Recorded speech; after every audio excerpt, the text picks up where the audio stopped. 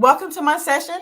We are going to be covering tips for success as an accidental instructional designer. I'm going to share with you today how to create an effective training development plan. All right. My name is Ebony Lawrence, and I want to open the session with a quote. And this quote is thanks to ChatGPT, y'all. All right. Instructional design is not just a profession. It's an opportunity to shape minds, empower learners, and ignite the flames of curiosity. Embrace your accidental journey and discover the art of creating transformative learning experience. That's cool, right? So for those who may find it helpful, I'll give you a brief description of myself. I'm a Black woman in my mid-40s. I'm sporting a pink t-shirt that reads, "I am my ancestors' wildest dream," and my hair is pulled up into a kinky, curly bun. All right, let's get this show on the road. So I want to kick off with a quick temperature check of who's in the room today. All right. So I want to make sure y'all are awake. Okay. So I'm going to ask that you give me a thumbs up with your reactions, or you can type in the chat using type in heck yeah, right? If any of the following statements apply to you. All right. Here's our first one. I've been thrown into the deep end of the pool and expected to perform the role of an ID without any prior training or experience. That describes you. Give me a thumbs up. Okay, I see a couple of those coming in. All right. Next one. I've been challenged to create a training initiative with very little guidance or direction of what is expected. Oh, they're coming in now. Lots of thumbs up coming in now. All right, I'm hitting some chords. Let's try another one. Let's see. I've been asked to submit a project plan that is based on an unrealistic timeline. Yep, more thumbs up. Okay, y'all are with me. Y'all are with me. Last one. I get overwhelmed at the thought of working with a project team that fails to meet deadlines. Yep, more. Okay, so y'all are in the right place. Okay, if any of those statements resonated with you, my goal today is to be your guide. Okay, together we're going to cover a strategy to unravel the unknowns and hopefully lead all of y'all out of the darkness. Okay, I'm here to equip you with a process document that will solve for each and every one of those roadblocks. Y'all ready for the journey? Okay, so I'm sure you're wondering, who the heck is this woman, and how does this alphabet soup behind her name qualify her to be in the hot seat this morning? All right, y'all bear with me. I can explain. So again, my name is Ebony Lawrence. I am the Director of Strategic Partnerships for Black and L&D. I'm also an ID with Amazon Web Services. I currently support the Global Services Employee Experience team and spend most of my time creating amazing content specific to developing leaders across the globe. I took the non-academic route into the field of talent development because my background is rooted in public health and community health education. That's why I have that title, accidental ID reference, right? I hold a bachelor's in community health education, a master's in health administration, right? My doctoral studies were focused around epidemiology. How did I land here, right? So after almost like a decade working in talent development, I was in corporate America, management consulting, higher ed, right? I still felt like I wasn't respected as an industry professional because my academic life did not tell that story, right? So about 3 years ago, I obtained the CPTD certification through the Association for Talent Development. For those that are unfamiliar, the CPTD stands for Certified Professional in Talent Development. And that pretty much puts a stamp, right, on my expertise in the field. It doesn't replace the academic preparation of those who've gone through actual L&D programs, but it does show that I've put in time and exhibited the knowledge and skills necessary to be dangerous in this field. All right, so that's who I am. Target audience, number one, people who are new to the field of ID, no formal training, no experience. Those who have formal training, but no real world experience, no practical work experience, right? Maybe some certifications under your belt. or those who've been around for a while but want to add some new tools to their arsenal. Okay. If you fit one of these categories, you are in the right place. I do have a poll question to see exactly who's in the room, and I'm going to launch that now. I want you guys to tell me where you fit in. Okay. Let's see where we're at. Okay.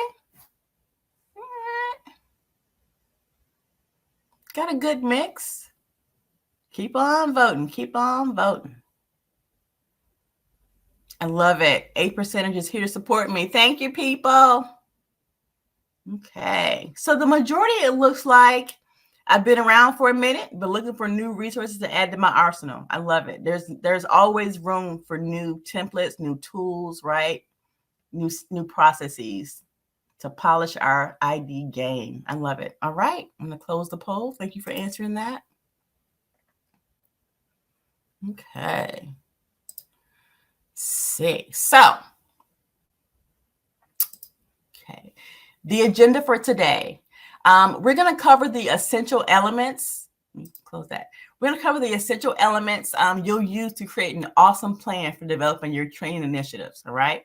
By the end of this session, you'll have what you need to first explain the basic building blocks of a training development plan.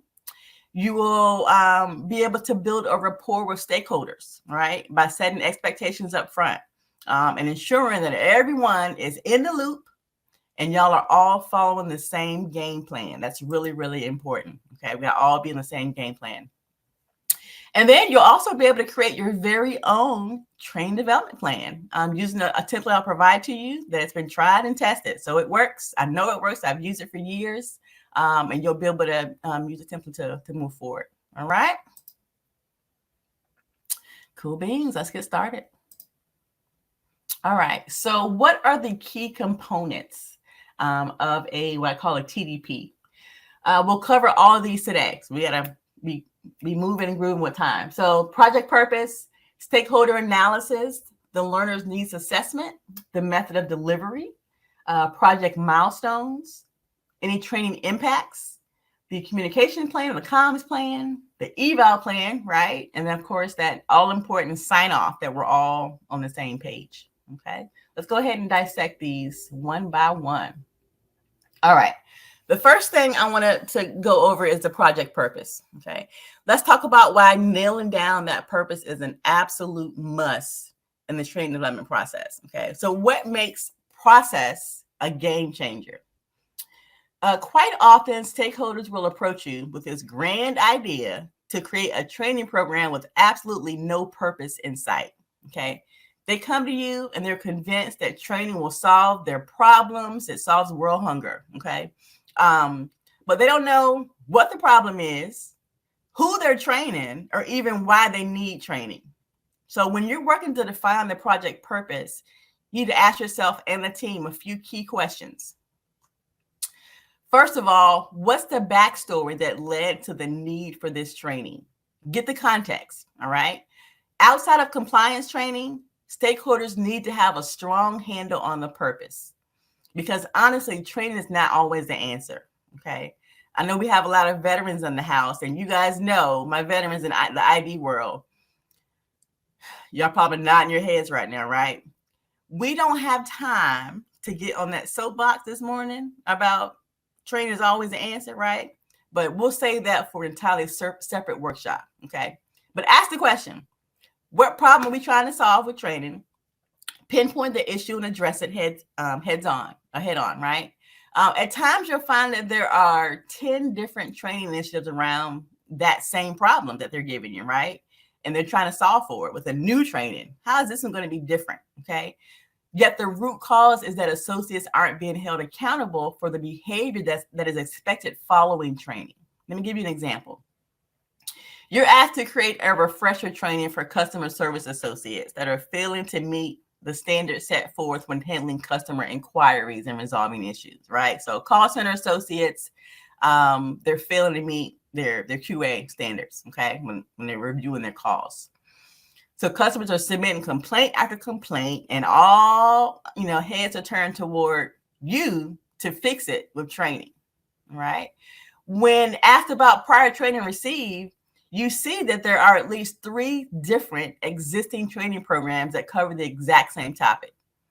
Your next move needs to be to ask a stakeholder if there is a system of accountability in place to hold these associates responsible for the behavior change. Y'all see where I'm going with this? Generally, you'll be met with crickets when you ask that question, right? They won't have a response. But as an ID, you need to build rapport not only as a creator of training content, but a consultant, okay, of the overall employee experience. So in this particular example, you have the opportunity to emphasize the importance of viewing training as a piece of the puzzle, just a small piece of the puzzle, right? It can only be successful when associates are given clear expectations following completion of your training, right? The expected behavior can be reinforced during regular performance, feedback, formal evaluations. They can offer associates incentives or rewards for meeting standards, or conversely, giving consequences for failing to meet the standards, right? But here's where you shine as an ID and become recognized as an agent of talent development, as opposed to, the person who's going to run an assembly line of ineffective standalone training programs. Okay. So again, ask directly, why do we need training? Everybody with me? It's really important. All right. Next, you want to define the scope of work expected. All right. Know the boundaries and stay within them. The better you describe them in the process document, the easier it will be to push back when things start drifting away from your original target. Okay. Scope creep is real, people, and y'all know this. The best part of this, when things begin to move off the beaten path, you're now armed with the ability to say, this ask is out of scope. Okay. Yeah, we can discuss integrate this into our plan, but it will push back our development timeline and probably delay the go live. Right? That's your word, your verbiage. Most of the time, they're going to pull back because no one wants to be the reason why the initiative didn't meet the intended timeline. They're not carrying that weight. All right. Feel free to let them know that if time allows, right, you may be able to squeeze them in, their ask in, right? But be certain to clearly define the project scope before starting. Okay. Lastly, work together to map out the performance outcomes you are targeting, right? If they already exist, your job is to confirm that they are measurable and actionable, all right? I won't approach the rabbit hole of how to write performance level objectives. Again, another class, another session, right? But make sure to invest the time necessary to master this as well. It's very, very important, okay? The process of actually developing training should be agile and iterative, but the purpose and the scope of training, these need to be firm and rock solid, all right? Always be sure these elements are nailed down before you move forward, all right? Oh, good old stakeholder analysis. Okay, this was a lesson that I learned early on, and it hit me hard. Okay, conducting a stakeholder analysis is imperative. This step may seem obvious and less important than the other considerations, but trust me, it will save you wasted time in the long run. All right, it will truly make your life so much easier when you do this up front, and you can thank me later. Your ultimate goal during a stakeholder analysis is to identify the key players who have a stake in the success of your training program. All right. You must have these individuals identified from the very, very beginning. It also helps you to manage expectations throughout the project. And when done correctly, you'll know exactly what each stakeholder needs and expects, so you can avoid any surprises down the road. There's nothing more crushing, y'all. I mean crushing than finalizing a deliverable, then finding out that there's a silent approver that now wants to put in their 2 cents and give feedback while refusing to sign off on your work. It's crushing. I've been there and it's not fun. All right. It's not fun at all. So having a good handle on who plays what role and who holds the power to stop the train from rolling is key. When you run into challenges or conflicts, you'll also have an idea of the chain of command of who to go to get someone on board or to push them to meet timelines and stuff like that. Now let's break it down, okay? To conduct a stakeholder analysis, what you got to do. You want to identify those key individuals or groups who have a vested interest or influence in the success of your program. Okay. You want to put them in categories. So just map it out, right? So categorize these people based on their level of power or influence and also their level of interest in the project. It's like creating your very own stakeholder power rankings. Okay. Nicole, you're taking notes. Next, dive deep into their individual needs and expectations. All right. So get to know each stakeholder the same way you do your favorite reality TV show characters. All right. Know them. Ask them directly how they expect to be involved in your project. Will they be active team members or silent partners? Right. What's their preferred means of communication? What's their availability over time? Right. These are all key questions to ask them up front, so you know what to expect. And don't forget to confirm specifically, right, who would be reviewers, approvers, subject matter experts, or just plain old watchers. Some people want to watch the process and give their 2 cents, but won't be involved at all. You still must know who these people are, right? Know who's on your team and the role that they are expected to play. Okay. For those who plan on being active players, make sure they can actually commit the time required. Okay. We don't want or need anyone having to disappear and act on us. We need them to meet these deadlines. So come up front, you have to be committed to this project. All right. So you will be documenting this on your process document. And this will be written in stone prior to project kickoff. So there'll be no takebacks. It's written, it's dated, it's signed. All right. All right. Michael asked, do you ask the stakeholders themselves or do you snoop? You can ask them. Be direct. Ask them up front, right? Okay, good question. All right.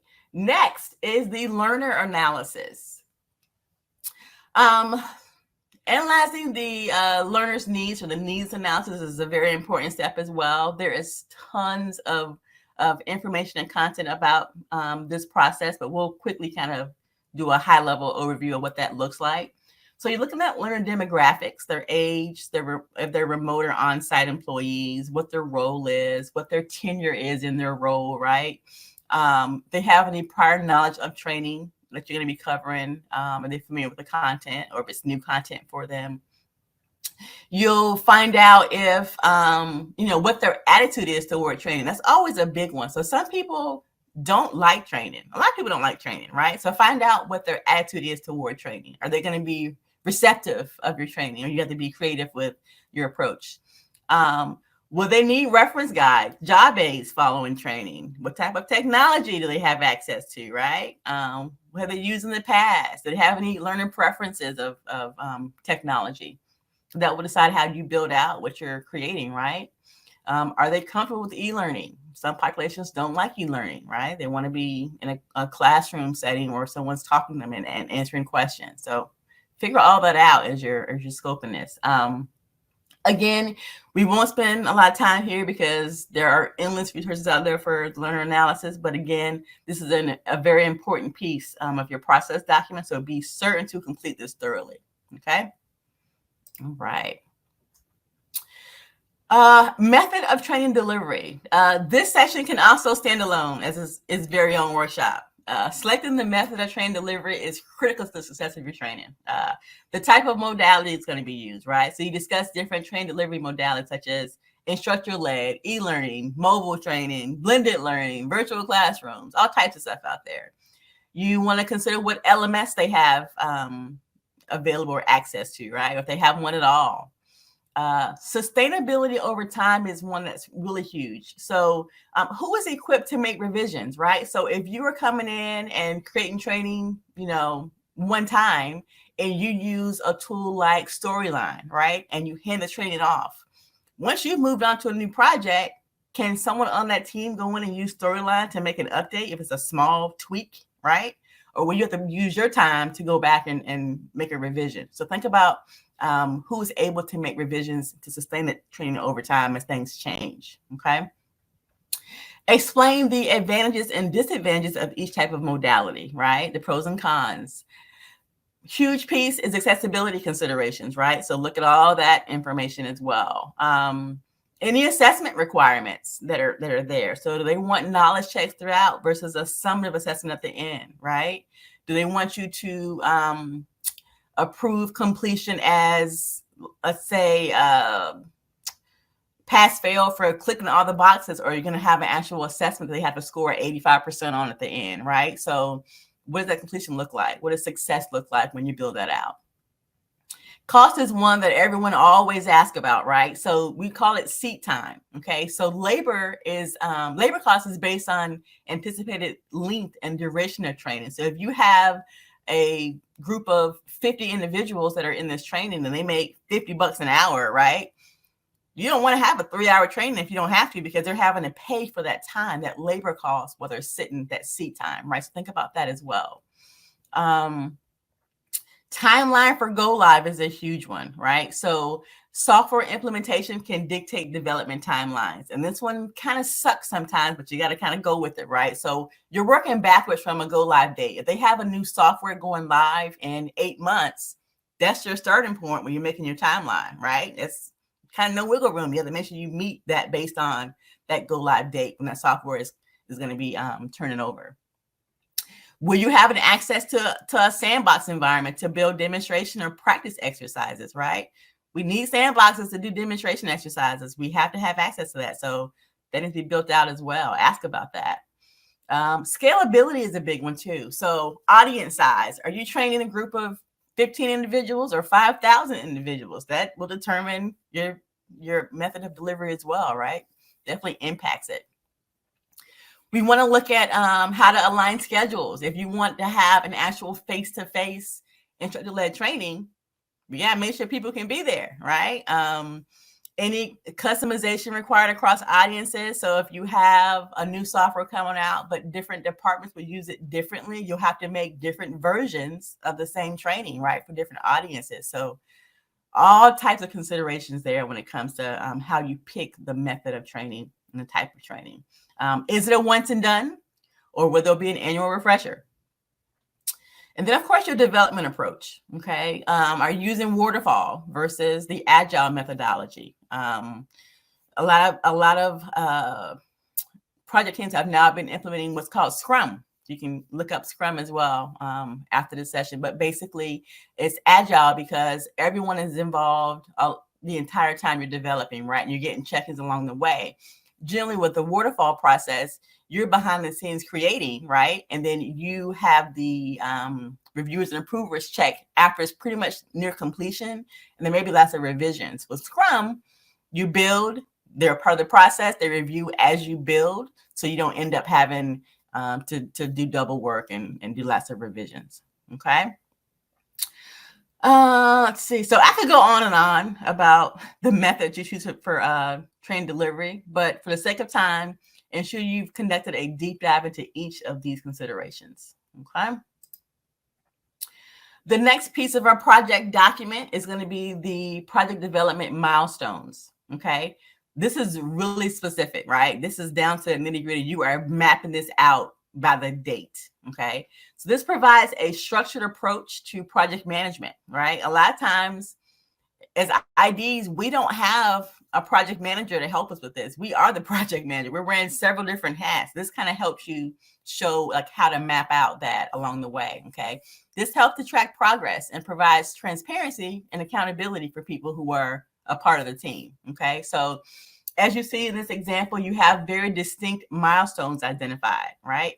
You're working backwards from your go live date if necessary. So if you have a system release or a new upgrade to technology, this is where your starting point begins. As you see on this document, there are definitive start and end dates, right? Yes, they're kind of flexible, but very little wiggle room. So make sure you tell them up front, these are our dates, okay? And this can be used to track project status and to get updates, okay? Just some call outs.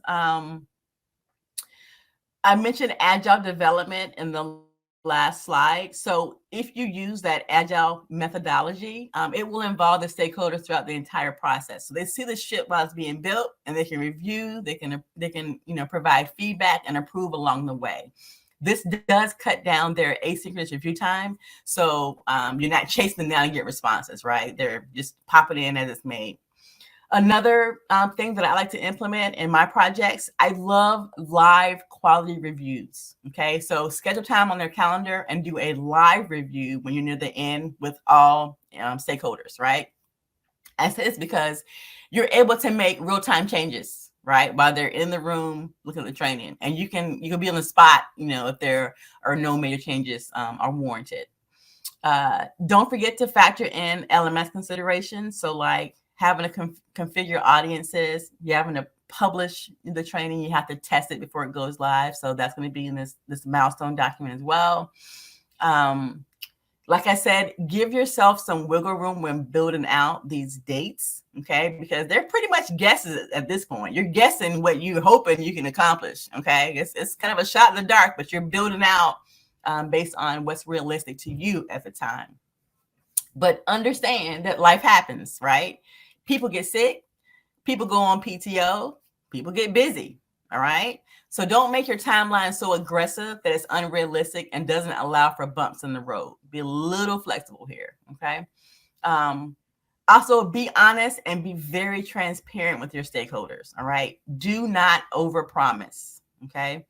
You may make it happen this time with a very aggressive timeline, but now you've set expectations that you are a superhero for future efforts, right?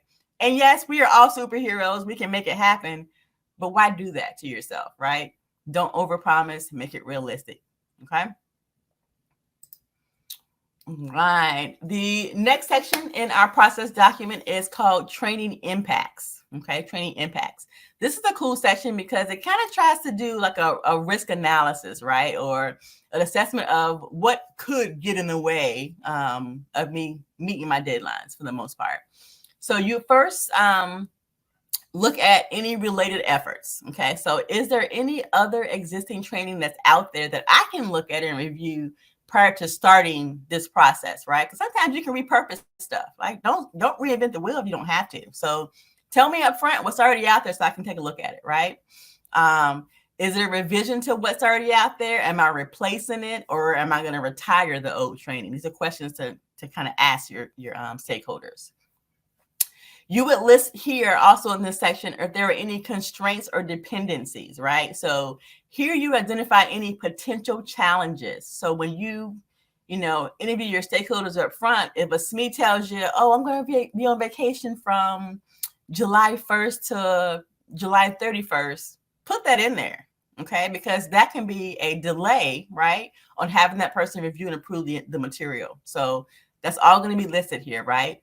If there are any time constraints based on the technology deployment, if it's something that's super aggressive, put that in here. Tell them, look, this is a very tight timeline. I may not be able to make it because the go live of this software is XYZ date, okay? You can also put in there if there's no sandbox, right? That impacts the quality of what you can deliver to them. So put all that information in this section, okay? All right. Next, the comms plan. This is something that we kind of overlook and do at the last minute, but it's important to do this up front too. So don't wait on this one, okay? So the communication plan pretty much identifies and outlines who the key contacts are that need to be in the loop when it comes to sharing the training with the world, right? So how can that word get out there? How can people be assigned the training? What does that look like? So your key contacts are your facilitators. If you have like an IoT where someone's teaching it, they need to be listed, right? If you have an LMS administrator, they need to be involved early on. They get busy too. Your project isn't the only one they're working on, right? So don't go, I didn't know they were going to be busy. Up front, get them in the loop. And of course, your stakeholders, okay? Your communication channels are going to be reviewed here as well. So when you are sharing the word about training, will it come out via an email? Is that going to be a manual email, or does your LMS send it out, right? Is there a notification that can be set in the LMS to send out the training invite, right? How do you get invites on people's calendars, right? These are all things to consider when you're looking at scheduling someone's training. The timeline for change management is going to be important as well, right? So you don't want to overlap with other competing priorities, right? peak work hours, holiday schedules, vacation schedules. If you work in healthcare or health insurance, there's like the open enrollment period, right? Don't schedule training for those people during open enrollment. They're busy, right? So consider all of that as you're planning out and mapping out your comms plan. Okay. The evaluation plan is next. All right, we love evaluation. Okay, so first things first, evaluation is a secret sauce for ensuring that your training is a success. Okay, I want to talk about why this is important because we normally get so hyped about the design process. We love the development process. We're celebrating during go live, but really we shouldn't be celebrating yet, right?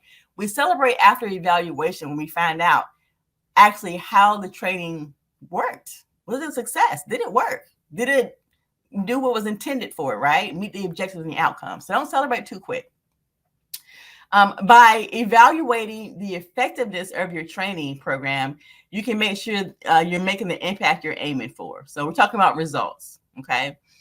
When it comes to eval methods, we got some cool options. We've all heard about the Kirkpatrick model, where you assess the training at different intervals in order to obtain a different type of result, right? With Kirkpatrick's model, you with each different level, you have a different amount of information, like there's intervals, right? So you obtain a different type of result, right? What was someone's attitude toward the training? Were they able to implement it right away? Was it, worth their time, basically? But I like to dig a little bit deeper than Kirkpatrick. So there's also options for Likert surveys that are used a lot for post-training evals. You probably are very familiar with Likert surveys. Those are ones where you rate things on a scale of 1 to 10 or, a type of thing. I love to hold post-training discussions and focus groups, right? Or conduct interviews with participants depending on the level of information they're seeking, right? So dig deep and get to the nitty-gritty of how the training was, right? There's a whole world of eval methods out there, okay? We're talking about assessments and observations and feedback sessions. There's a lot out there. But in a nutshell, you're looking for the best way to gather all that juicy feedback, right? Good, bad, and indifferent. You want to hear it all, okay? An eval plan is your secret weapon, okay? It helps you collect data on the outcomes of your training. You know what's working like a charm and what needs a little extra love the next time around. It's all about continuous improvement, right? As an ID, you should never, ever be satisfied with your final product. Okay. We are masters of iteration. Okay. That's a new job title for your resume, y'all. We are masters of iteration. And there's always a way to polish your work. So make sure you're always looking for ways to make improvements. Not only that, but an eval plan also helps you demonstrate the return on investment or the ROI of your training program. Okay. Show those stakeholders the money, right?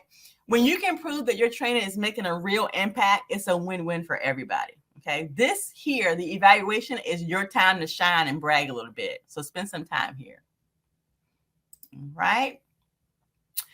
See, the sign-off, oh my goodness, y'all. I want to emphasize the importance of obtaining timely sign-off from the project team to ensure smooth implementation and delivery of the training program, all right? Listen up. We're going to lay down the law right now. So brace yourselves. This here is a non-negotiable, okay? This process document is your golden ticket, your secret sauce, your absolute starting point for all deliverables, okay? Seriously, this is the holy grail of your training initiatives. We need documented sign-off from our stakeholders to move anything forward. That's your first step, okay? It's like getting the official stamp of approval, and it's crucial, okay? Timely sign-off is the name of the game. We're talking about a smooth, seamless implementation of our training. The key to success, okay? So try to set expectations up front and make sure everyone is on board. And I know what you're thinking. Early adoption can get messy of this type of document because people want to go, right? Folks are going to complain. It's a bottleneck. They want to pressure you to get started, convince you it's unnecessary. Don't fall for it. Push back, advocate for the success of your program, okay? Once they see the fruits of your labor, it will become a normal cadence as well as an expectation that it happens first and foremost. So push back, push back, push back, and it will become a norm. All right. But you must get sign off before starting. So I am going to share with you a template that you can customize, right? So I have a actual process document to share with you. I've got some fictitious data in it, so you'll have some fun with it, right? But when you receive it, you'll be able to actually customize it to what you want as far as the tabs, right? So it's your resource to do with it as you please. Okay, you can add and remove headings, you can edit the tables, you can revise the descriptions, whatever you need to do. But it's going to be yours to play with. Okay, but your job, your homework assignment, is to establish a process for yourself, for your team, right? To adopt and adhere to this prior to project kickoff. Okay, sure will. And I want to real quick show you what this looks like. Let me change the screen I'm sharing so you can take a look at it. All right, move this over. And you guys give me a thumbs up when you can see the document. Let's see. Window. All right, can y'all see it? Thumbs up, perfect. All right, so this is what I'm going to share with you. So you'll be able to see when I click into these boxes, see how they're editable. You can just change all these tabs, right? But this is the document, okay? So you have the title, who the training lead is, the date you're starting, who's the project team. I've got Peppa Pig on my team and Daffy Duck and Sam Smith. I love Sam Smith, right? My approvers are George Jefferson and Wheezy. She's, they got to be on here, right? Let's see. You got your reviewers, and it actually gives them an outline of what their role is, right? So approvers, the following approvers are responsible for allocating resources to implement a final decision, right? So we want to make sure we know what their role is up front. We are going to show, let's see, who the audience is, and I did a quick analysis of who the audience is. So who they are, what's their work experience, what's their prior training, how familiar are they with the content, what's their attitude toward training, right? All that's covered.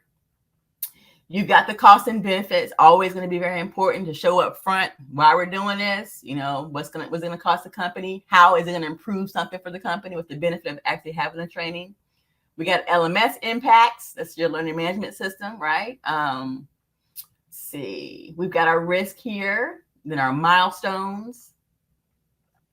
Scrolling back up to the right side of it. Sorry about this, the way I'm sharing it. We've got our action plan, project purpose, scope of work, our background, all spelled out, right? So you got your course level objectives. I mean, this is the holy grail, y'all. Okay, use it.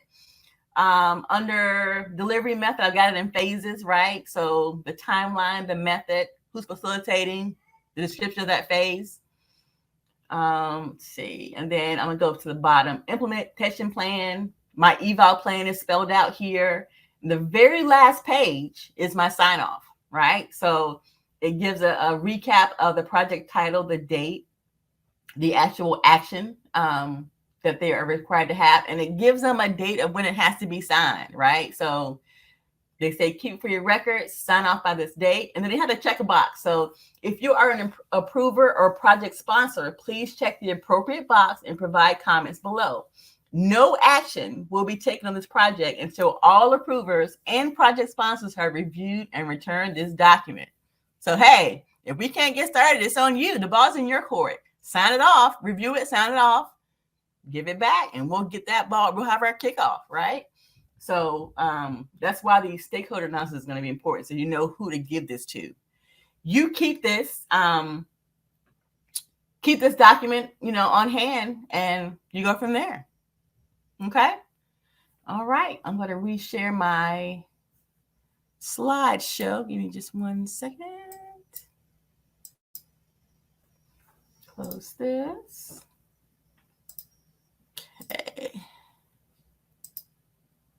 And let me know when the slideshow is back up.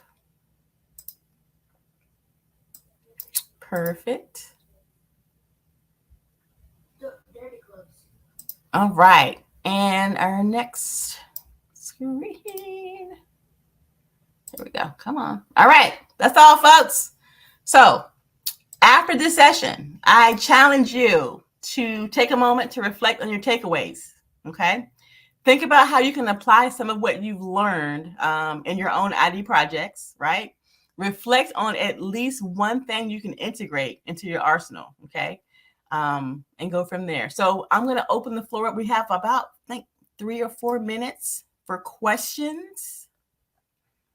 So I want to give you guys some time for that. Feel free to put them in the chat. And if we had any that were already asked, I'll see if I can go back and review those as well. Any questions?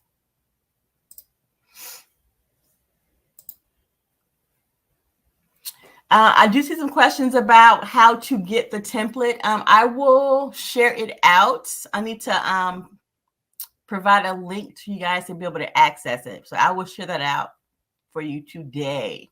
Yes, yes, yes. Scroll up.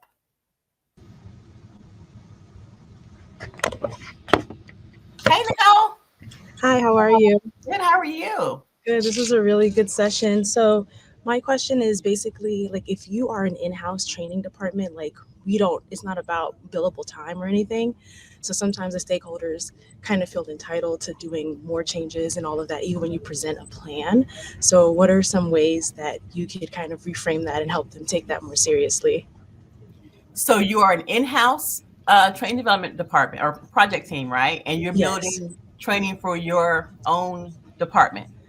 Yeah, so it's a university, but it's not the student side. It is for an HR side. So we do staff, the accountants on campus, like no matter what. So we operate corporately, but not so much in the billable time. So sometimes stakeholders are like, yeah, I see the plan, but they don't have that sort of like urgency, like, oh, we're paying them by the hour, or, one of those things. Yeah, try to focus on more efficiency, right? And not even time, but efficiency. So you want to produce a very quality product and you still have competing priorities, right? You won't have one project to work on at a time. So you have to protect your time as well. So make sure that you're trying to listen. For the sake of efficiency, right? I want to make sure that we have all this nailed out. This is my process up front, and then we'll move from there. So just push back, advocate for yourself. Let's see. Richard asked, as a new person in ID, what are your go-to book resources for learning and practice? Ooh, that's a good one. Let me think about that.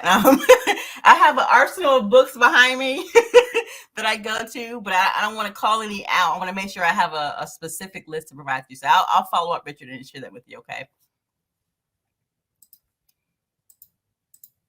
All right, we've got 1 minute left, guys. This has been a really, really, really great session. Before we close, I want to say thank you for joining today, and more importantly, for support and learning exchange. We truly, truly appreciate you. Here's my contact information. I'd love to connect on LinkedIn and continue the conversation if you have more questions. Check your inboxes on Monday for a post-event survey. Your feedback is critical, right? We will use it to promote and celebrate the success of this event, as well as guide and direct us as we plan for future events, right? We'll have a drawing once the survey closes, and we're giving away two $50 prizes. So complete the survey. It may be in your spam folder, so check that as well. And that's all that I have. Thank y'all for coming, and enjoy the rest of the day. We have lots of cool sessions coming up.